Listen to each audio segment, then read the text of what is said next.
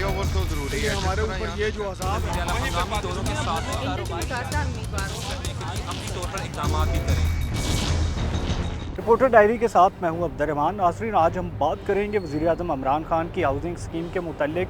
इसमें कितना फ़ायदा होगा आम आवाम का, इसमें कंस्ट्रक्टर्स किस हद तक कमा पाएंगे, फिर इसमें हम ये भी देखेंगे कि इसमें इकानमी को क्या फ़ायदा हो रहा है, जो बैरून ममालिक से यहाँ पर इन्वेस्टमेंट आती है उनके लिए क्या फ़ायदा होगा, और उसमें क्या बड़े तनख्वाहदार फ़ायदा उठा सकेंगे, क्या बड़े कंस्ट्रक्टर फ़ायदा उठा सकेंगे, या छोटी तनख्वाह वाला भी फ़ायदा उठा सकेगा। हमारे साथ मौजूद रहिएगा। नाज़रीन, आज हम बात कर रहे हैं फैसलाबाद समेत पंजाब भर में, पाकिस्तान भर में किस तरह से बेघर लोगों को घर दिए जाने हैं, क्योंकि वाज़ेह रहे कि जब वज़ीर-ए-आज़म इमरान खान की हुकूमत आई थी तो उन्होंने ये दावा किया था कि 10 लाख बेघर जो लोग हैं उनको घर दिए जाएंगे, और ये बाज़ार एक बड़ी तादाद है जिन्हें घर देना एक मुश्किल जॉब है। लेकिन बहरहाल ये काम शुरू कर दिया गया, जिसमें एक बाकायदा कंस्ट्रक्शन ऑर्डिनेंस मंजूर करवाया गया, जिसमें इन्हें सहूलियात देने का ऐलान किया गया। फिर जो बेघर लोग होंगे उन्हें बैंक तकरीबन 5% शरह सूद पर कर्ज देंगे,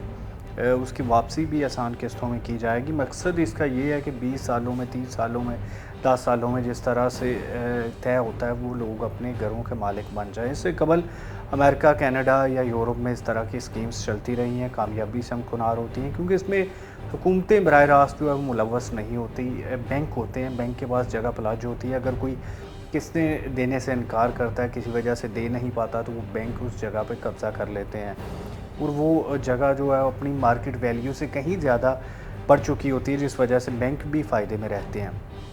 लेकिन अभी जो स्कीम बनाई जा रही है उस पर तफज़ात भी सामने आ रहे हैं। यहाँ पर हमारे साथ फैसलाबाद के मारूफ कंस्ट्रक्टर यासिन कसाना मौजूद हैं, कसाना एसोसिएट्स के CEO हैं, उनसे हम बात करेंगे। कसाना साहब, शुक्रिया आपने टाइम दिया। कसाना साहब, किस नज़र से देखते हैं अभी जो बज़ाहिर तो एक बड़ा फ़ैसला वज़ीर-ए-आज़म ने लिया है कि लोगों को, बेघर लोगों को जो घर बना के देना यकीनन एक बड़ी बात है, क्या कामयाबी मिल सकेगी? बिस्मिल्लाहिर्रहमानिर्रहीम। शुक्रिया अब्दुर्रहमान। सबसे पहले तो मैं 41 चैनल का शुक्रिया अदा करूँगा कि पिछले तकरीबन 2 से 3 साल पे मुसलसल लगातार इसी टॉपिक के ऊपर आप लोगों ने प्रोग्राम किए, जिसका समर जो है वो हमें कंस्ट्रक्शन इंडस्ट्री के पैकेज की सूरत में मिला। कंस्ट्रक्शन इंडस्ट्री से पहले मैं थोड़ा सा बताना चाहूँगा कि पाकिस्तान की आबादी जो है वो 220 मिलियन के लगभग है, जिसमें एक सर्वे के मुताबिक 20 मिलियन लोग जो हैं वो बिल्कुल बेघर हैं, उनके पास घर ही नहीं है, वो सड़कों पे सोते हैं, वो झुग्गियों में रहते हैं, उनके पास अपना घर नहीं है। और 30 मिलियन लोग जो हैं वो किराए के फ्लैटों में, मकानों में, एक कमरे के मकान में रहते हैं। इतनी बड़ी आबादी को मकान देना बनाकर अगर गवर्नमेंट चाहे तो लोगों का भला भी होगा और कंस्ट्रक्शन इंडस्ट्री का भला भी होगा। इमरान खान साहब ने आके ये फ़ैसला किया कि मैं अगर कंस्ट्रक्शन इंडस्ट्री का पहिया चलाऊंगा तो 47 जो है वो इंडस्ट्रियां चल जाएंगी और जो लाखों करोड़ों लोग हैं वो रोज़गार पे लग जाएंगे। एक पैकेज अनाउंस कर दिया गया आज से 2-3 माह पहले, मगर बदकिस्मती के साथ मुझे ये कहना पड़ रहा है कि अभी तक उसके मतलब कोई काम प्रॉपर अंदाज में नहीं किया जा रहा। कंस्ट्रक्शन इंडस्ट्री का जो पैकेज आया था उसमें इंडस्ट्री डिक्लेयर करने के बाद जो इंडस्ट्री का एक रिलीफ होता है वो कंस्ट्रक्शन के काम करने वाले लोगों को ना अभी तक बैंकों से मिल सका है, ना अभी तक जो किसी इदारे ने उसको एज ए इंडस्ट्री तस्लीम किया है। उसका इंडस्ट्रियल बोर्ड जो बनना था वो बना नहीं बना, किसी को कुछ खबर नहीं।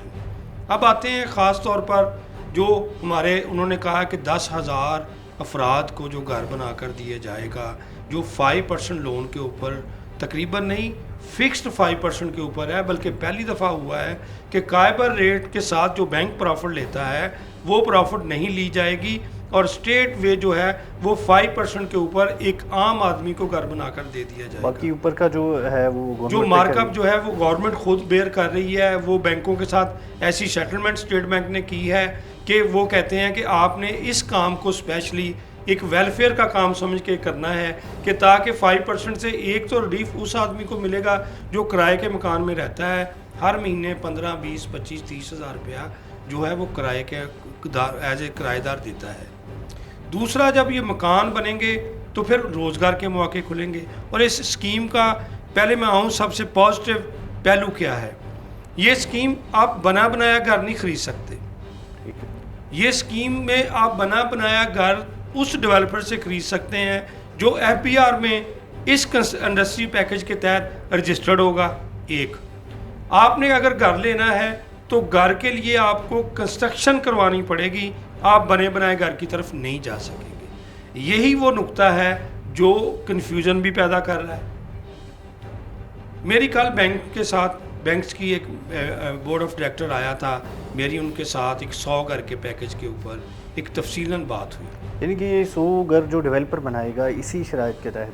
मैंने बल्कि इस शराइत को इस तरह किया था कि मैंने, क्योंकि मुझे ये काम करते हुए 25 साल हो गए, मेरे पास क्लाइंट्स की लिस्ट मौजूद है जो किराए के घरों में रहते हैं, और हमने इसकी एक्सरसाइज को सोशल मीडिया के तहत पहले से कर रखा था। वो 25-25, 30-30 हज़ार रुपया जो है वो किराए के मकानों में रहते हैं। ये 100 घर का हम पैकेज ले रहे थे, उन लोगों के लिए MOU साइन कर रहे थे कि वो हमें लोन ना दें, जिस बंदे ने मकान लेना है वो डायरेक्ट उनको लोन ले दें। मगर जब मेरी उनसे कल बात हुई, जब स्टार्ट हुआ, पॉइंट वाइज डिस्कशन शुरू हुई, तो वो मुझे सुन के थोड़ा सा दुख हुआ कि अभी तक बैंकों ने कोई फ़ैसला ही नहीं किया है कि किस तरह इस सारे मैटर को डील करना है। पहले तो उन्होंने ये बताया कि हमें एक लेटर आया है स्टेट बैंक की तरफ से, जिसमें ये अब फिक्स कर दिया गया है कि फ़लाँ बैंक ने इतने अरब रुपया देना है, फ़लाँ बैंक ने इतने अरब रुपया देना है। साइज़ के हिसाब से उन्होंने एलोकेशन कर दी है पैसे की कि स्टेट बैंक पैसा आपको देगा और आप ये पैसा आगे लोनी को डिस्पर्समेंट दे देंगे।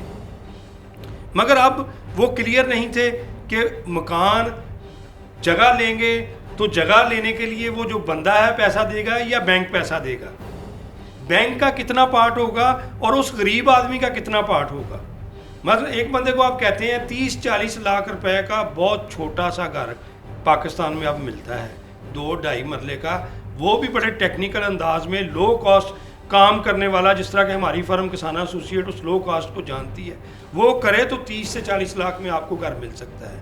उसके लिए अब अगर उस बंदे से आप वही पुरानी जो रीत है बैंकों की, बैंक क्या कहता है, जो आम बिजनेसमैन आता है उसको बैंक कहता है कि आप हमें भाई 30% आप देंगे, 70% बैंक आपको लोन देगा। ठीक है। अब एक अगर मिडिल मैन आदमी जिसकी 25-30 हज़ार रुपया सैलरी है, वो कहाँ से लाकर आपको 10 लाख रुपया देगा। आपको देखना पड़ेगा कि स्कीम को कामयाब करने के लिए एक तो ये जो आपकी एक रीत है, इसको आपको मैं बात सारी आम आदमी पे कर। अच्छा, इसमें जो मिनिमम तनख्वाह वो कितनी रखी गई है जो अप्लाई कर सकता है? हाँ, मैं उस तरफ भी आता हूँ।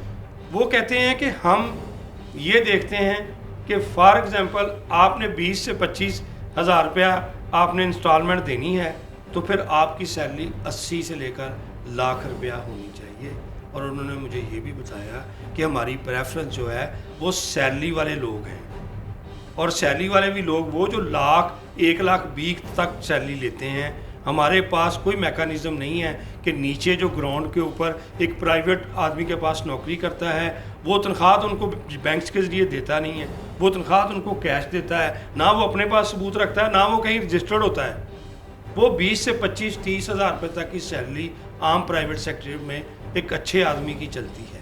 तो मैंने उनसे यही बात की कि स्टेट बैंक ने तो ये बात कही है कि हम जिस तरह हमने असास प्रोग्राम में एक मैकेनिज़्म लॉन्च करके उसका डाटा चेक निकाल के नादरा से ये तय कर लिया कि ये आदमी है जिसके पास मोटरसाइकिल नहीं है, जिसका इतना मोबाइल का बिल है, वो तो स्टेट बैंक तो कहता था कि हम इस तरह 25-30-40 हज़ार रुपये वाले बंदे की इनकम असेस करके उसको लोन देंगे 12-15-20 हज़ार रुपये की इंस्टॉलमेंट के ऊपर। तो मैंने फिर यही उनसे रिक्वेस्ट की कि ये तो तभी आम आदमी तक पैकेज पहुंचेगा जब आपके ज़हन में ये होगा कि वो आदमी जो 12-15-20 हज़ार रुपया किराए के मकानों में रहता है, उसको हमने लोन देना है और उसको लोन में फैसिलिटेट करना है, ना कि आपने एक बिजनेसमैन की अगर सारी उसके ऊपर शराइत लागू कर दी तो वो तो बैंकों के म्यार के ऊपर बिल्कुल पूरा नहीं उतर सकता। अच्छा, इसमें क्या अंदाज़ा है कि 1 लाख के राउंड अबाउट कितने लोग होंगे पाकिस्तान में जिनकी तनख्वाह है? क्या 10 लाख लोग हो जाएंगे पूरे?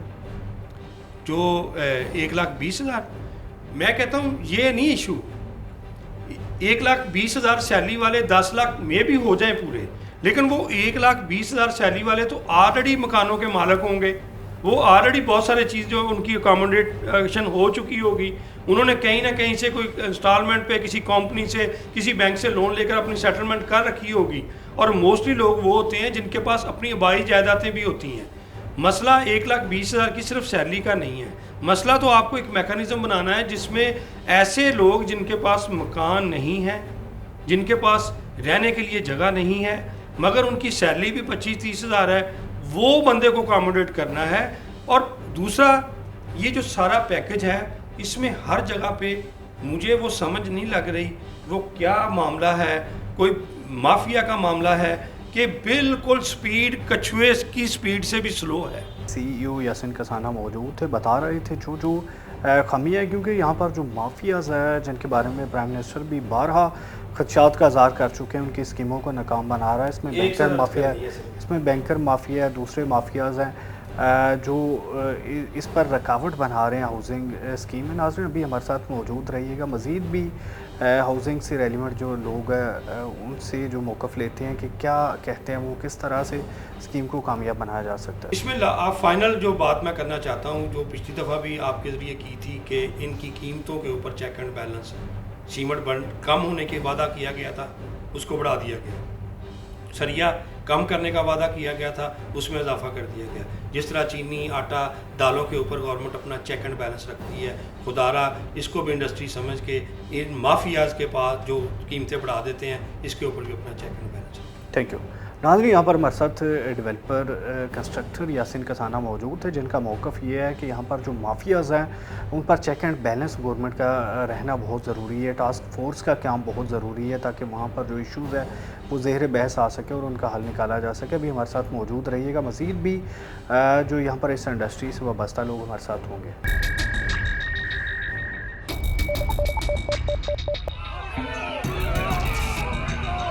फ्लाईओवर तो ज़रूरी है हमारे ऊपर, ये जो अज़ाब है हंगामी दौरों के साथ कारोबार करने के लिए अमली तौर पर इक़दाम भी करें।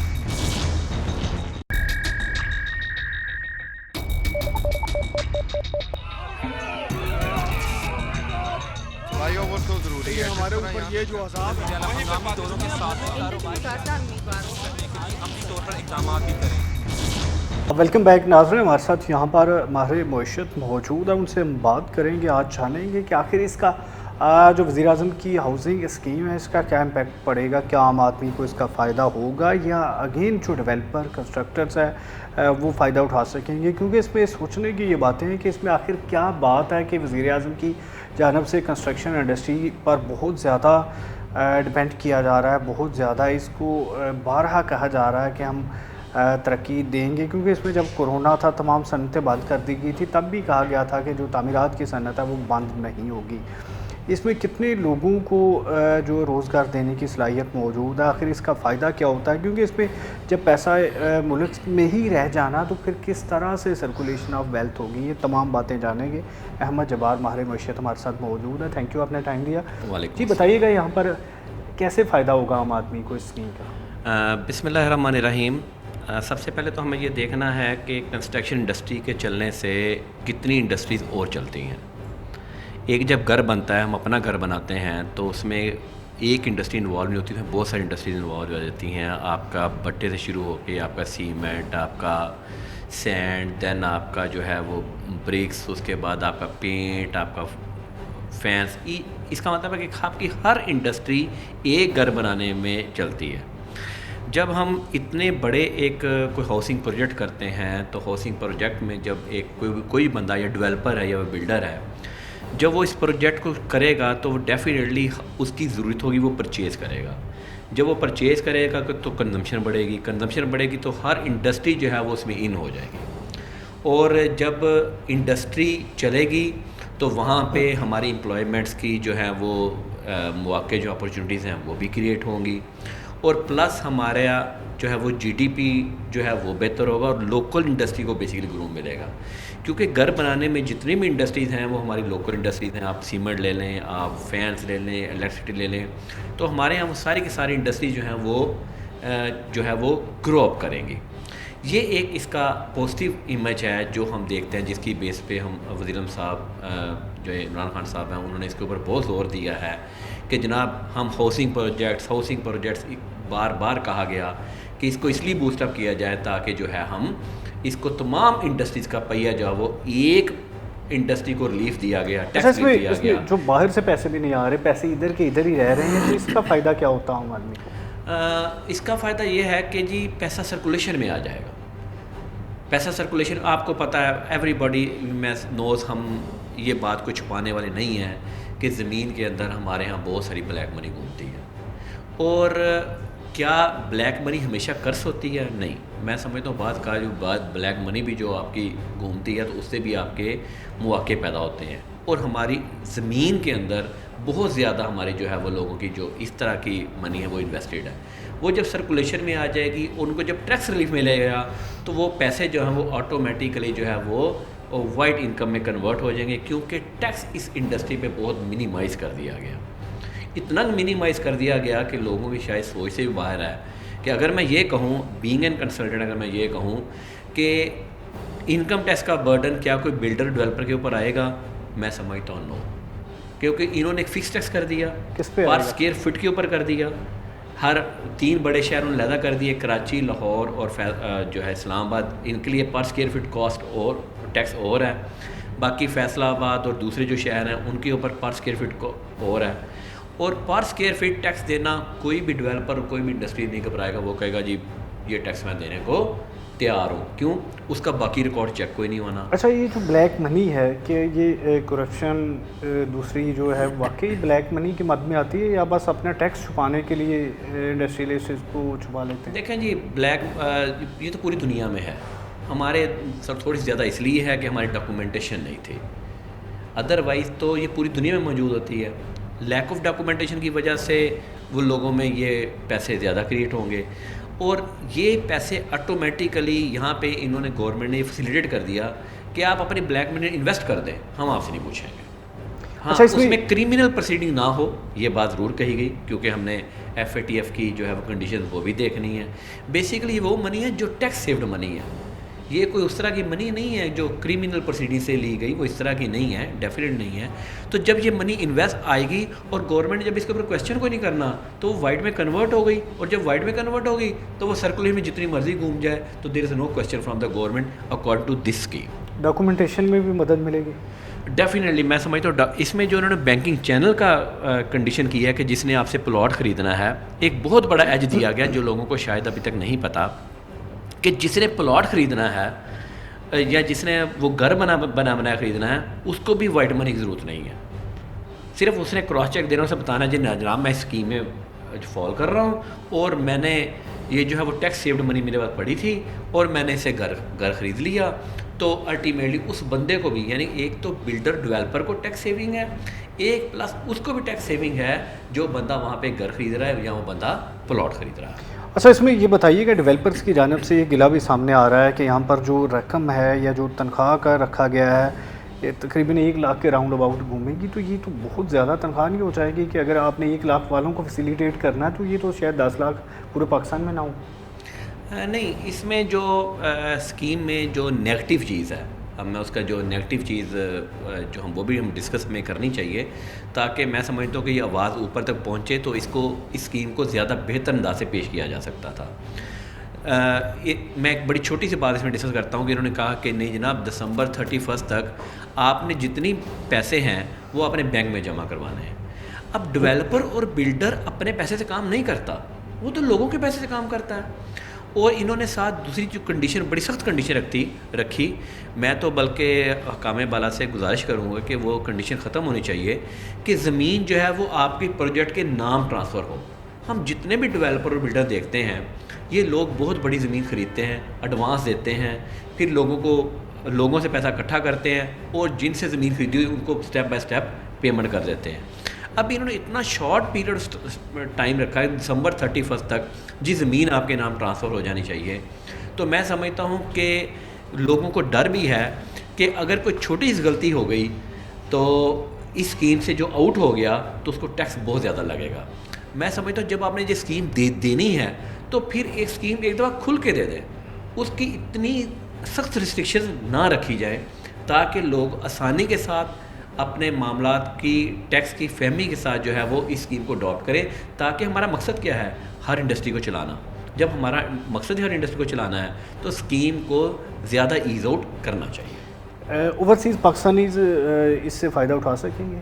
बिल्कुल फ़ायदा उठा सकेंगे। ओवरसीज़ पाकिस्तानी क्यों नहीं, ओवरसीज़ पाकिस्तानियों का इन्होंने जो खासकर लो हाउसिंग स्कीम और प्लस जो बिल्डर डेवलपर है वो अगर डायरेक्ट पेमेंट दे के जो है वो ज़मीन ख़रीदते हैं या प्लॉट ख़रीदते हैं, अगर वो इसमें आते हैं तो वो बिल्कुल इसमें ओवरसीज़ पाकिस्तानी भी जो है वो इसमें इन्वेस्ट कर सकें। अच्छा, इसमें जैसे कि मैंने पहले कहा कि यहाँ पर अगर एक बड़ी रकम इन्होंने पहले रखी है, डेवलपर 100 घर बनाएगा, 20 घर, 50 घर, 200 घर, तो ये डेवलपर और कंस्ट्रक्टर्स तो फ़ायदा उठा सकेंगे। आम आदमी को फिर वही किस्तों का चैन चक्कर होगा, ज़मीन उसकी पलाज होगी। बराह रास्त आम आदमी को रिलीफ क्यों नहीं दिया गया? आम आदमी को इस रिलीफ सिर्फ इस सेंस में दिया गया कि जिसने अगर जैसे अब इन्होंने यहाँ पे एक लो हाउसिंग प्रोजेक्ट इस स्कीम के अंदर जो है शामिल किया गया। अब लो हाउसिंग प्रोजेक्ट में इन्होंने जो स्कीम रखा है वो रखा है कि 20 लाख का घर है, उसमें से 3 लाख जो है वो गवर्नमेंट सब्सिडाइज़ करेगी और 17 लाख का घर से इससे ज़्यादा अगर हम आजकल बात करें तो इससे लो कॉस्ट हाउसिंग स्कीम हो नहीं सकती। हाँ, कोई भी जो प्रोजेक्ट होता है वो इस तरह का जो कैपिटल प्रोजेक्ट है वो एकदम पेमेंट से नहीं बनता। आज मैं कहूँ जी मैंने अपना घर बनाना है या घर बनाना, तो मैं ये नहीं कहूँ कि मैं पूरे घर बनाने की कॉस्ट मेरी जेब में हो तो मैं घर बनाना शुरू करूँ। तो वो स्टेप बाय स्टेप चलता है। तो वो एक लो हाउसिंग प्रोजेक्ट अगर ये बना गए, अगर उस स्कीम को प्रॉपर तौर पर इम्प्लीमेंट कर गए या फ्लैट सिस्टम को इम्प्लीमेंट कर गए तो मैं समझता हूँ कि ये बेनिफिट हो सकेगा। लेकिन शर्त ये है कि पीछे से उसकी जो इम्प्लीमेंटेशन है, उसकी जो कानूनी उसमें जो सुकम है वो ना रहे। अच्छा, 21-22 करोड़ आवाम है, कितनी % पॉपुलेशन इससे फ़ायदा उठाएगी?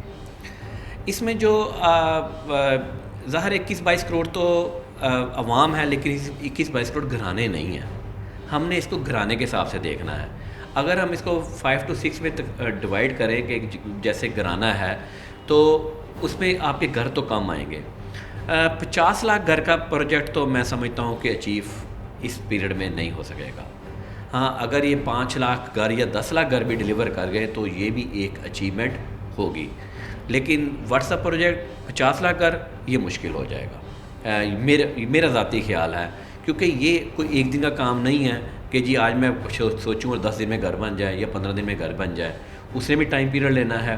तो उसमें से अगर 5 या 10 लाख लोग भी अगर फ़ायदा उठा गए जिनकी सैलरी 75,000 है या 1 लाख तक तनख्वाह है और वो बंदा सोचता है कि यार मैं उस हर बंदे का ख्वाब है। अच्छा, इस स्कीम पर शॉर्ट कमेंट दे दें, अच्छी है, बुरी है, दरमियानी है, कैसी है? 75% अगर मैं कहूँ तो अच्छी है, लेकिन इसमें कुछ 25% परवीन ऐसी हैं जो कि उसमें सुकम है और मैं समझता हूँ कि वो जो टैक्स के हिसाब से जो उसमें डेफिशिएंसीज हैं फैसिलिटेट लोगों को करना चाहिए। और जब आप और वो सुकम जो है वो अभी गवर्नमेंट दूर कर दे ताकि 31 दिसंबर तक जो लोग हैं इसको तमाम जो बिल्डर डेवलपर हैं इसमें फ़ायदा उठा सकें। Thank you.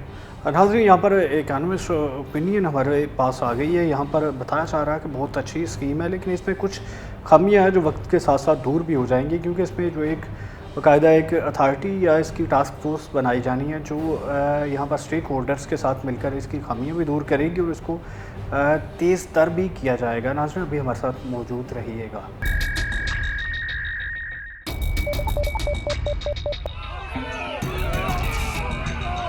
फ्लाईओवर तो ज़रूरी है हमारे ऊपर। ये जो अज़ाब है हंगामी दौरों के साथ कारोबार करने के लिए अमली तौर पर इक़दाम भी करें।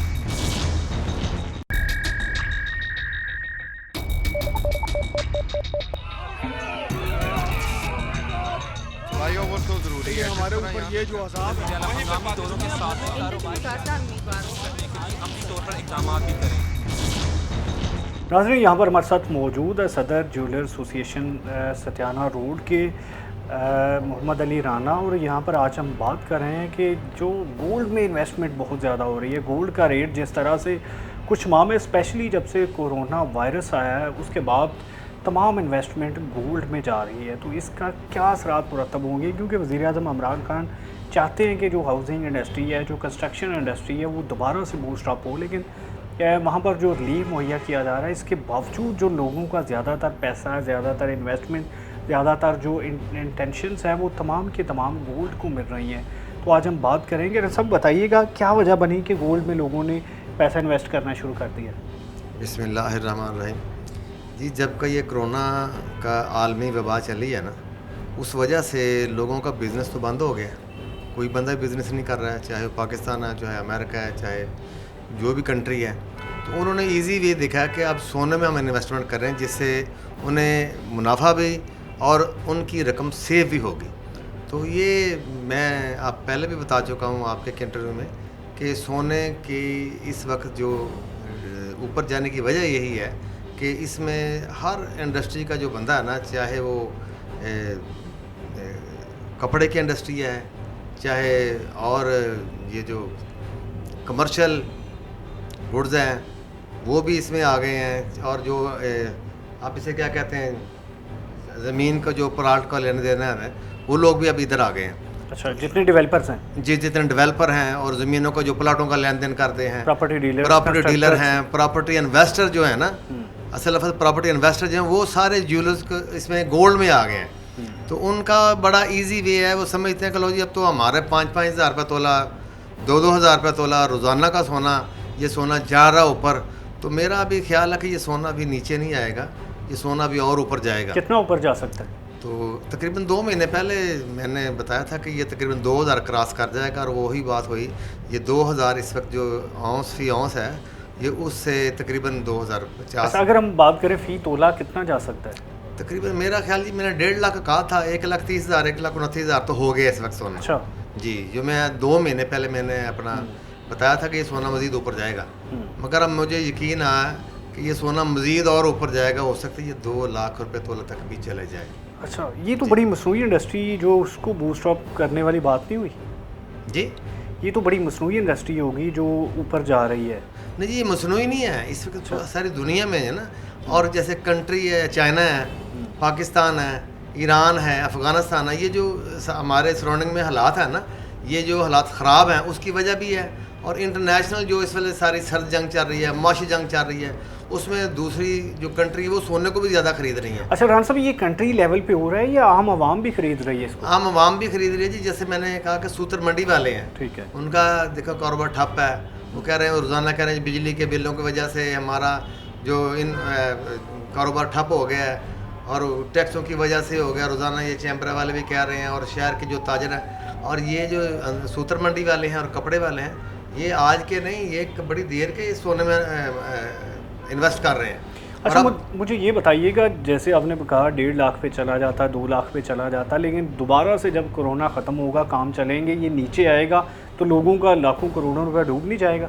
नहीं, मेरा भी नहीं ख्याल कि ये सोना नीचे आएगा। अच्छा, बिल्कुल, ये कम से कम साल 2 साल तो ये यहीं 10,000, 2,000, 5,000 यहाँ इसी राउंडिंग में चलेगा। ये किस बुनियाद पे आप कह रहे हैं? मैं इस बुनियाद पे कह रहा हूँ कि इंटरनेशनल हालात हमारे ख़राब हैं। अभी देखें ना, बैरूत का भी एक धमाका हुआ है, जी। उस वजह से देखें उसके भी असरात होंगे। और चीन है, रशिया है, अमेरिका है, ये जो सर्द जंग जुड़ी हुई, उस वजह से बड़े हालात ख़राब हैं पूरे इंटरनेशनल लेवल के। उस वजह से मैं ये कह रहा हूँ कि अभी सोना नीचे नहीं आएगा। अच्छा राना साहब, इसमें देखिए, अभी जो कंस्ट्रक्शन इंडस्ट्री को वज़ीर-ए-आज़म प्रमोट करने के लिए बातें कर रहे हैं, तो आपका क्या ख्याल है कि लोग बासानी उधर शिफ्ट हो जाएंगे या नहीं होंगे? मेरा नहीं ख्याल। अभी देखो ना, अब जो अगर एक प्लाट है वो 1 करोड़ का इन्वेस्ट कर रहा है, तो अब तो 1 करोड़ वाला वो आ गया 80,000 का, उसका बैक लग गया कोरोना की वजह से। वो प्रॉपर्टी सेल भी करना चाह रहा, तो सेल नहीं उसकी हो रही। तो ये इजी वे है, और हार्ड कैश है, फिर सेफ कैश है कि सोना की अगर निमल बदल में जाए तो इसको दुनिया में कोई ऐसा निमल बदल है ही नहीं। तो उस वजह से उस हद तक सेफ हाथों में है, मजबूत है, और ये सोना इसे इंशाल्लाह कुछ भी नहीं होता, ना ज़मीन खाती है, ना इसे आसमान खाता है। ये सोना इंशाल्लाह सेफ ही है। अच्छा, ये बहुत थोड़े हाथों में दौलत का इर्तिकाज़ नहीं हो जाएगा? नहीं जी, जिनके पास चाहे थोड़ा व चाहे ज़्यादा, इस वक्त वो अब सोने को स्टॉप करके बैठ गया है। जैसे हमारी ज्वेलर्स दुकानें हैं ज्वेलर्स की, वो कह रहे हैं कि भाई हमारा कारोबार बिल्कुल ठप हो गया। हमारे कारोबार बिल्कुल ना कोई सोना लेने आ रहा है, बल्कि बेचने वाले आ रहे हैं जो ज़रूरत के तहत बेच रहे हैं। जिनका सोना पड़ा वो यही कह रहे हैं कि हमने अब सोना नहीं बेचना, हो सकता है सोना इससे और ऊपर चला जाए। तो उस वजह से हमारे कारोबार मुतासर हो गए हैं। हमारे कारीगर इससे बिल्कुल फारग हैं, हमारी इंडस्ट्री में ज़वाल पजीर है। तो वो मैं ये समझता हूँ कि जो प्रॉपर्टी में इन्वेस्ट करने वाले बंदे हैं वो गोल्ड को ज़्यादा तरजीह देंगे। Thank you. नाज़रीन, हमारे साथ मोहम्मद अली राना मौजूद थे, प्रेसिडेंट है ज्वेलर एसोसिएशन के, और उनका ये मौक़िफ़ है कि यहाँ पर अभी जो सोना है मज़ीद महंगा होगा, 2 लाख रुपए तोला तक जा सकता है, क्योंकि अभी कोई भी बंदा किसी और इंडस्ट्री में जो इन्वेस्ट करने के लिए तैयार नहीं है, बल्कि सोने में ही इन्वेस्ट की जा रही है। नाज़रीन भी हमारे साथ मौजूद रहिएगा, मज़ीद भी जानते हैं। नाज़रीन, यहाँ पर हमारे साथ मरूफ डेवलपर मौजूद हैं ज़फ़र अली गौर से, उनसे भी हम इसी हवाले से बात करेंगे, जानेंगे कि वो वज़ीर-ए-आज़म की जो हाउसिंग स्कीम है उसके मुतालिक क्या कहते हैं, क्योंकि इसमें जो इसकी तारीफ़ भी की जा रही है, तनकीद भी की जा रही है, ये भी कहा जा रहा है कि शायद बड़े लोग इससे फ़ायदा उठा सकें।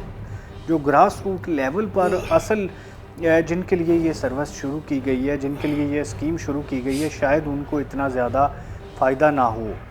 तो इसी पर हम यहाँ पर बात कर रहे हैं, जान रहे हैं। इससे पहले भी हमने जो मुख्तलिफ़ इससे रेलिवेंट लोग हैं उनसे बात की है। हमारे साथ इकानमिस्ट भी मौजूद रहे हैं, डेवलपर भी मौजूद रहे हैं, गोल्ड के जो प्रेसिडेंट है वो भी मौजूद रहे हैं। तो हमारे साथ डेवलपर मौजूद है, उनसे जानेंगे, बात करेंगे। गोरसी साहब, क्या कहेंगे, वज़ीर-ए-आज़म इमरान खान की जानिब से बड़ी अहम जो हाउसिंग स्कीम है, जो कि उनके मंशूर का हिस्सा भी रही है, बारहा वो इस हवाले से कहते रहे हैं कि यहाँ पर वो बेघर लोगों को घर देने जा रहे हैं।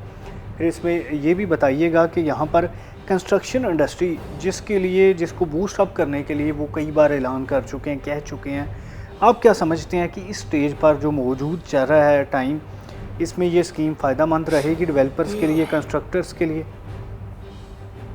औज़ुबिल्लाहि मिनश्शैतानिर्रजीम, बिस्मिल्लाहिर्रहमानिर्रहीम।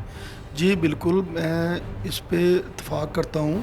इमरान खान साहब जो कह रहे हैं, बिल्कुल ये कोई बहुत अच्छी दे रहे हैं, बहुत अच्छी प्लानिंग है उनकी, बहुत अच्छा ये हाउसिंग स्कीम है और देनी चाहिए। गरीब को घर भी देने चाहिए। ये नहीं कि हम डेवलपर कहें कि ये नहीं, इनको डेवलपरों को कोई मसला बनेगा, डेवलपर के लिए कोई प्रॉब्लम आएगी, किसी को कोई प्रॉब्लम नहीं। जिसका वो काम है वो काम चलते रहने। कहाँ 2 साल प्रॉब्लम आई है, कारोबार रुके भी हैं, कारोबार सही नहीं चले, लेकिन अब उन्होंने बहुत छूट दी है। जो नई प्लानिंग उन्होंने की है कि डेवलपर को डेवलपमेंट करें, आप ऐसे पूछा नहीं जाएगा, आपको ये नहीं पूछेगा, आपकी कोई पैसों का नहीं पूछा जाएगा। ये बहुत सारी सहूलियात हैं जो लोग इस पे कर भी रहे हैं। अभी तक हम तो नहीं कोई नया प्रोजेक्ट किया अभी तक, लेकिन लोग कर रहे हैं काम, इंशाल्लाह काम चल पड़े हैं, बहुत ज़्यादा फ़र्क पड़ रहा है। इमरान खान साहब जो हैं बिल्कुल सही कर रहे हैं, बहुत उनकी बहुत कोशिश है कि कारोबार अभी ऊपर जाए। और जो ये हाउसिंग स्कीम है, ये बिल्कुल इससे फ़ायदा होगा, डेवलपर को भी फ़ायदा होगा, जो प्राइवेट डेवलपर है अगर काम को करता है उसको बिल्कुल फ़ायदा होगा, गवर्नमेंट भी उसको फ़ायदा देगी और देना भी चाहिए। जो डेवलपर करे कमिटमेंट उसको पूरी करनी चाहिए। जो गवर्नमेंट कमिटमेंट करे। आप इसमें हिस्सा लेंगे? मैं बस सोच रहा हूँ, शायद अगर मेरे दोस्त साथ हैं एक, ठीक है ना, तो वो मुझे कह रहे थे कि हम भी इधर जाते हैं, इसको अपनी देते हैं फिजिबिलिटी वगैरह जो चीज़ें बना के देते हैं, इसमें हिस्सा लेते हैं। लेकिन मैं सोच रहा हूँ, लेकिन कोई कन्फर्म नहीं है। तो लेकिन मैं तो अपना काम करना पसंद करता हूँ। इंशाल्लाह डेवलपमेंट छोटी मोटी जो भी हो करना चाहता हूँ अच्छे तरीके से। तो बकाया ये इनकी जो प्लानिंगें अभी आई हैं वो डेवलपर के लिए बहुत ज़्यादा सहूलतें दे रहे हैं और इनको करना भी चाहिए, डेवलपर को भी करना चाहिए। अभी कोई नहीं करता तो वो तो गलत करेगा। और जो हाउसिंग स्कीम है ये बिल्कुल बेस्ट है और लोगों के लिए बड़ी अच्छी है और देनी चाहिए और गरीबों को मिलने चाहिए घर। गरीब बहुत ज़्यादा है, गरीब बहुत पिसे हुए हैं। मैं तो खुद गांव से बिलोंग करता हूँ, लोगों को जानता हूँ, लोगों के हालात को जानता हूँ बहुत ज़्यादा, ठीक है ना। इसमें फ़ायदा है। ज़फ़र साहब, मुझे ये बताइएगा कि यहाँ पर जो गरीब लोग हैं क्या उससे इस्तेफ़ादा कर सकेंगे या बड़े लोग डेवलपर्स कंस्ट्रक्शन करने वाले ही फ़ायदा उठाएंगे? नहीं, ये अभी कुछ कहा नहीं जा सकता। पहले जो हुकूमतें आई हैं उन्होंने उसमें तो बड़े लोगों को ज़्यादा फ़ायदा हुआ है। जितनी भी हुकूमतें आई, देखो ऐसे नहीं, मुझे किसी पे भी मैं कोई तनकीद नहीं मैं कर रहा, लेकिन जो हमने देखा आज तक, हमारा भी काफ़ी तजर्बा है डेवलपमेंट का काम का, प्रॉपर्टी के काम का। लेकिन एक अभी जो है जो नज़र आता है ना कि ये फ़ायदा जो होगा ये गरीब को होगा, गरीब फ़ायदा लेगा, गरीब को फ़ायदा देना है। इमरान खान की पूरी कोशिश है। अगर नीचे कोई लोग गलत हैं, कोई करते हैं गलत, तो मैं कह नहीं सकता। नीचे आगे क्या मामले होते हैं, नीचे आगे डील कैसी होती है, ये आगे कैसे हो सोसाइटी कैसे प्राइवेट लोगों को देते हैं। अगर सही तरीके से ईमानदारी से काम हुआ तो इसका फ़ायदा गरीब को ज़रूर होगा। अच्छा, कहा जाता है कि डेवलपर्स के पास जो रकम है वो ज़्यादातर ब्लैक मनी होती है और उसको वाइट करने की आड़ में वो कॉलोनियाँ शुरू करता है, जिसका वाहद मकसद जो है वो अपनी मनी को ब्लैक से वाइट करना है। इसमें आवाम का ख्याल नहीं रखा जाता, क्या कहेंगे? नहीं, इसमें कुछ ऐसा नहीं है। तकरीबन सब फाइलर हैं। मैं तो जितने डेवलपरों को जानता हूँ सब फाइलर हैं। मैं अल्हम्दुलिल्लाह खुद पहले दिन से जब से मैंने अलग से काम किया है तो मैं फाइलर हूँ, ठीक है ना। तो अपनी बाकायदा टैक्स अदा करता हूँ, ठीक है ना। टैक्स देना भी चाहिए, जितना काम करते हैं बाकायदा पूरी फिजिबिलिटी बना के देना चाहिए। और टैक्स देने में फ़ायदा ही है। अब हम रजिस्ट्रियाँ करा रहे हैं, उसमें हमें ही फ़ायदा है। जो 2% जा रहा है, कल को अगली बार टैक्स मैं देता हूँ तो मुझे पैसे रिटर्न हो जाने हैं, ठीक है ना। जो बंदा इस टैक्स को समझता है ना तो वो टैक्स देता है और टैक्स देना चाहिए। तो सब मुझे इसमें ये भी बताइएगा कि यहाँ पर जो इससे पहले कई स्कीमें आई हैं कामयाब नहीं हो सकी, इवन एफडीए भी बनाई गई कामयाब नहीं हो सकी, किस बुनियाद पर ये स्कीम कामयाब रहेगी? ये तो देखते हैं ना। अभी देखो 2 साल तो गुजर गए हैं हुकूमत को, अभी ये करेंगे तो अभी शुरू करेंगे तो जितने घर का इन्होंने वादा किया है तो फिर ही घर बनेंगे ना, ठीक है ना। 5 लाख घर का वादा है ना। वैसे तो 50 लाख घर 50 लाख का 5 करके इन्होंने जैसे भी एक प्लानिंग की है वो जैसे जैसे प्लानिंग कर रहे हैं। अभी भी 3 साल टाइम है, हो सकता है अच्छे डेवलपर बहुत बड़े, मैं तो खैर नहीं, इतने बहुत बड़े डेवलपर हैं और ऐसे डेवलपर हैं कि जो महीनों में साल में काम कर सकते हैं। अच्छा, मुझे बताइएगा पिछले दिनों में जो सीमेंट सरिया की कीमतों में इजाफा हुआ उससे कोई फ़र्क पड़ेगा? नहीं, इस पे कंट्रोल करना चाहिए। ये मैं इमरान खान से रिक्वेस्ट करूंगा कि उस पर कंट्रोल करना चाहिए। ये इंतज़ामिया से मैं रिक्वेस्ट करूंगा कि इंतज़ामिया है, इमरान खान साहब है, इस पर कंट्रोल करना चाहिए वाकई, क्योंकि महंगाई बहुत हो रही है, इसमें कोई शक नहीं है। महंगाई फ़िलहाल हो रही है तो लेकिन खान साहब जो हैं उसके काम करने की नीयत में मैं नहीं कहता, मुझे नहीं लगता कोई शक है। तो सब इसमें ये भी बताइएगा, सोने का रेट बहुत बुलंद जा रहा है, कहा ये जा रहा है कि तमाम कारोबार से लोग पैसा निकाल के सोने पे इन्वेस्ट कर रहे हैं, तो क्या इसकी वजह से इस स्कीम पर असरात भी मुरतब होंगे और क्या वाकई ही डेवलपर पैसा यहाँ पर निकाल के सोने पे लगा रहे हैं? ये मुझे ऐसे में कुछ दोस्त तो नहीं मिले कि जो इस तरफ सोने की तरफ बहुत ज़्यादा दोस्त हैं, ठीक है ना। बाज़ार में भी जानते हैं लोग, लेकिन मुझे नहीं कोई बंदा ऐसा मिला कि जिसने कहा कि मैं पैसे उधर लगा रहा हूँ। लेकिन पैसे वैसे ही लोग स्टक हो गए हैं, काम स्टक है, प्रॉपर्टी स्टक है। प्रॉपर्टी चलेगी, काम चलेगा, सोना वाकई नीचे आना चाहिए, डॉलर नीचे आना चाहिए। डॉलर भी नीचे आएगा तो मामला ठीक होने हैं। इस महंगाई की वजह, डॉलर और सोने की वजह से ही कुछ काम इसकी वजह से नहीं चल रहे। अगर ये नीचे आएंगे तो लोग डेवलपमेंट भी करेंगे। डेवलपमेंट का हर शोबे से तल्लक है, सोने से भी तल्लक है, डॉलर से भी तल्लक है, डेवलपमेंट का पैसे से भी। ये नहीं कि कपड़े वाला है, एक्सपोर्टर है, उसका ही डॉलर से तल्लक है। पैसा तो सबके उधर से घूम के आना है ना, ठीक है ना। जो कपड़े वाला कोई भी बंदा, सब प्लाट लेते हैं, ठीक है ना। हर बंदा प्रॉपर्टी खरीद फरोख्त करता है। अगर कोई बंदा फैक्ट्री बनाना चाहता है तो वो कहता है नहीं मैं अभी नहीं बनाता, इनकी कोई नई प्लानिंग आएगी तो मैं बनाऊंगा, नई स्कीमें आएंगी, स्कीमों ये डॉलर नीचे आने का वेट कर रहे हैं लोग। बहुत सारे ऐसे दोस्तों को मैं जानता हूँ जो काम करना चाहते हैं, वो कहते क्या करें, कोई चीज़ भी बेच के काम नहीं करना, इसलिए कि वो कहते हैं कि डॉलर नीचे आए, सोना नीचे आए, ठीक है ना। इसीलिए तो कदर नहीं। गाड़ी देखो ना, गाड़ी कहाँ से कहाँ चलेगी है।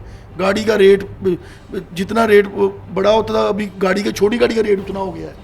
वो इसकी वजह से है, डॉलर और सोने की वजह से। थैंक यू जौहर साहब। नाज़रीन, यहाँ पर हमारे साथ मरूफ डेवलपर ज़फ़र गौरसी मौजूद थे और इससे कबल भी जो हमारे साथ तमाम जितने भी गेस्ट मौजूद थे, स्टेक होल्डर्स थे, उन्होंने अपना पॉइंट ऑफ व्यू बयान किया। इसमें स्कीम को मजमूई तौर पर खुशामदीद कहा जा रहा है, इसमें पैसा लगाने की बात की जा रही है, लेकिन इसमें साथ में ये भी मुतालबा सामने आ रहा है कि जो ग्रास रूट लेवल पर या जो 2 करोड़ के करीब लोग बेघर हैं, सबसे पहले उनका ख्याल रखा जाए। जिनकी तनख्वाहें ज़्यादा है उनका ख्याल तो वो खुद ही रख सकते हैं, लेकिन जिनकी तनख्वाहें कम है या जिनके आमदन के वसाइल कम है, उनका ख्याल रखना भी स्टेट की ज़िम्मेदारी है, स्टेट बैंक की ज़िम्मेदारी है। और इसमें हुकूमत के लिए बड़ा ज़रूरी होगा कि बैंकार माफिया या दूसरे जो माफियाज़ हैं उनसे बचते हुए स्कीम को कामयाब किया जाए। नाज़रीन, कोशिश तो हमारी यही रही कि तमाम पॉइंट ऑफ व्यू आप तक पहुँचाया जा सके। इसी के साथ इजाज़त दीजिए, अल्लाह ने के बाद।